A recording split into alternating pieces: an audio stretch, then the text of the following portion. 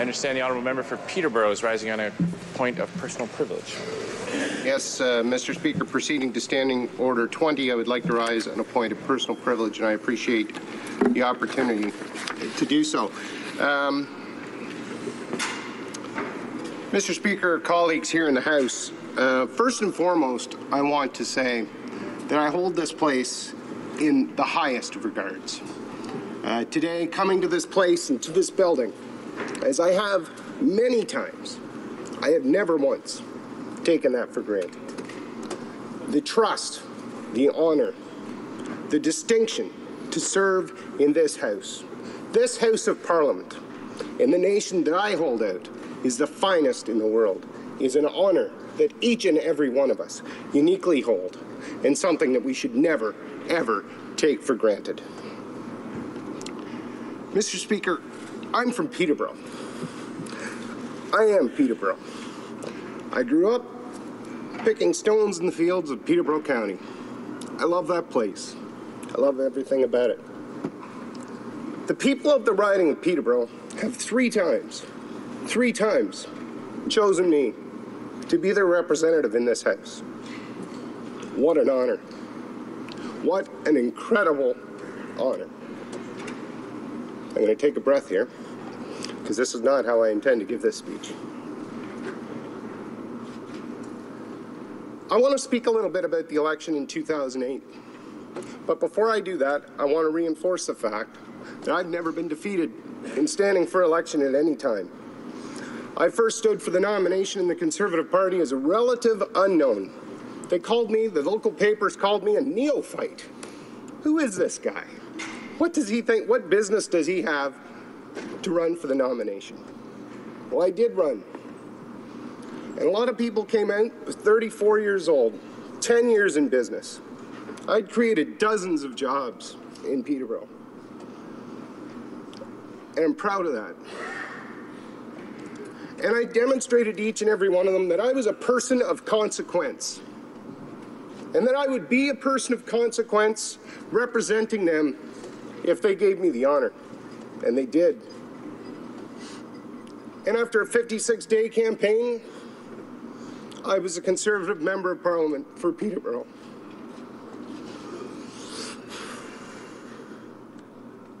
I never wasted a day. I haven't wasted a day since April 14th, 1994. It's the day my father died.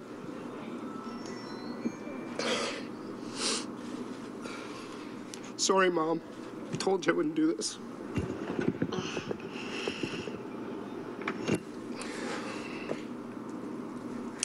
I fought for the people of Peterborough. In 2008, I sought re-election, but I sought re-election on a record that I was proud of, running for a government that I believed had done great things in a short period of time for this nation. I think we continued to work hard. After 2008, and I can list, I can list the achievements, things that I've got done. Since 2008, the people in Peterborough know them well. They know Peterborough today is a stronger city, it's a stronger region. It's more outward looking.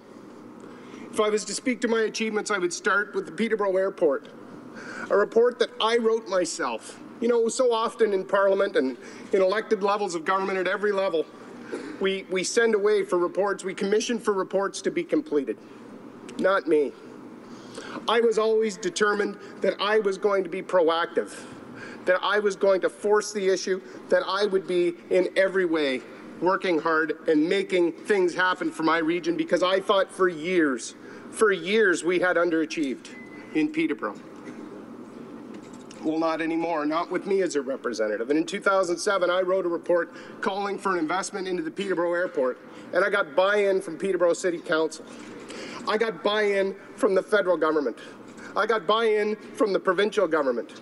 And that airport today, Mr. Speaker, is now a gateway to the world. It used to be a flying club.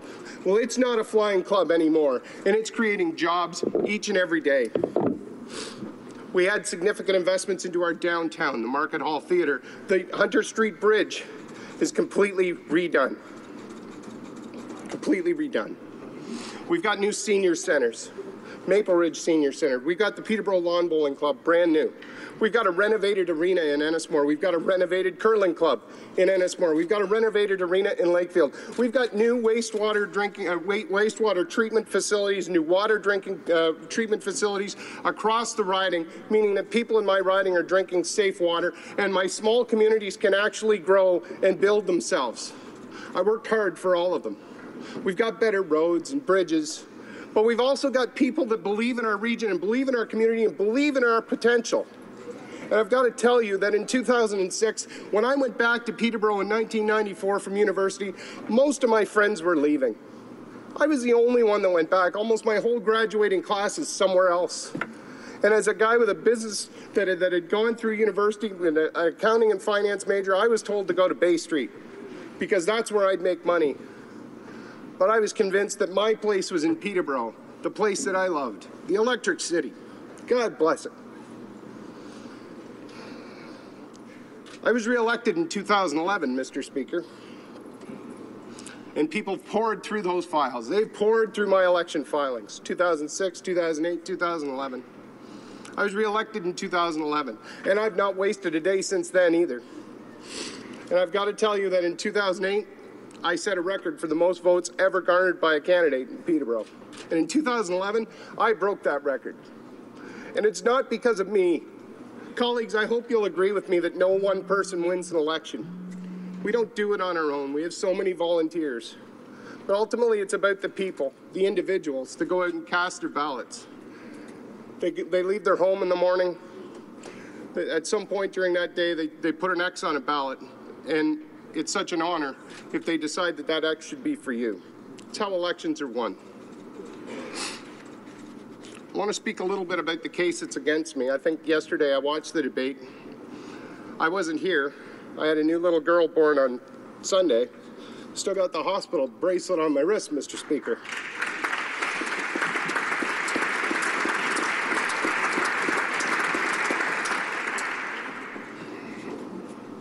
She's a miracle I've waited a long time for. I think my wife's watching at home, so give her a kiss for me. I want to be clear. The matter that was discussed here yesterday is very much still before the courts. It may well be there sometime.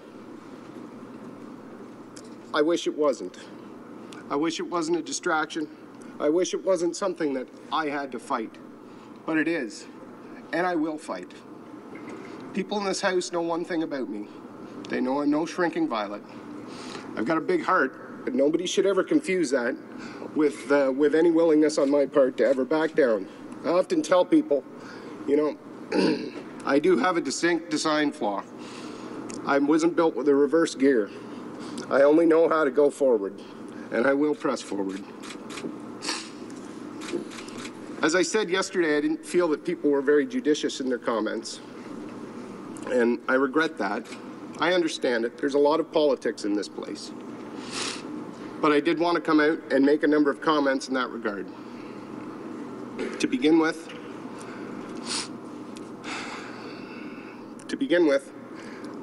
I want to make one thing clear, and I stand by this. I did not donate too much money to myself. I did not. And I stand by my filings in 2008. I also want to say to the people at home who are listening, the more than 27,000 that voted for me in 2008, the almost 29,000 that voted for me in 2011, ask yourself a simple question. Don't listen to the people who are on the blogs and the haters. There's lots of them out there. I wish there wasn't, but that's just the world we live in today.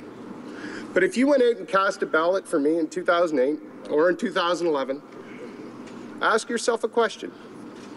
Did you vote for me because somebody phoned you at some point and asked if you were going to vote for me? Or did you vote for me because you believed I was the best choice on the ballot, because you believed I was an advocate, because you liked what I had been doing, because you believed that I was the best hope for Peterborough and that the Conservative Party was the best hope for this country? I believe that's why you voted for me. And nothing changes that. And when somebody says that I'm guilty of fraud or fraud this or whatever, the comments that were made the other day, You disrespect the more than 27,000 in 2008 that voted for me and the almost 29,000 that voted for me in 2011. They would tell you to a person that that had nothing to do with why they cast their ballot. And I've got to say something else. If that were true, if that position were true, then I'd advise every person in this House to invest all their money in nothing but phone calls, because that's the only sure way to be elected, because that's what I heard here yesterday, that somehow that is a means of stealing an election. Well, that is absolutely false. It's founded in absolutely nothing. The best way to be reelected is to work hard, to be a person of conviction, and to be a person of consequence. And I say that to people at home who are standing for election. It bothered me yesterday, Mr. Speaker, that a day in the life of this House was wasted on this issue. I believe Parliament should be focused on attacking issues on behalf of Canadians, not attacking each other. And yesterday, that day was lost. And I won't see any more days lost on that.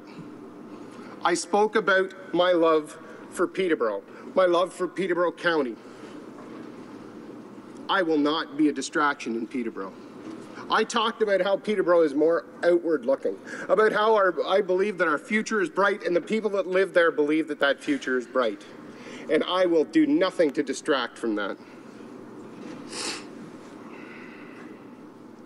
It's important, I would argue. It's important that the people of this place, the people in Peterborough, and the people right across this country understand that this institution, Parliament itself, is fixed and focused on the issues that matter to them. We may not all agree. We may not all agree on the best way to serve our constituents at home. One thing we should agree on is that this place should always be used to better their lives, to better their outcomes, and to better this great nation. And yesterday, that was not the case.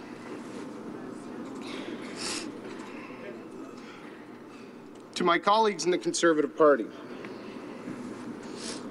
I told a number of you that I would never, ever put you in a position where you had to vote with respect to my future, my position in this place or otherwise.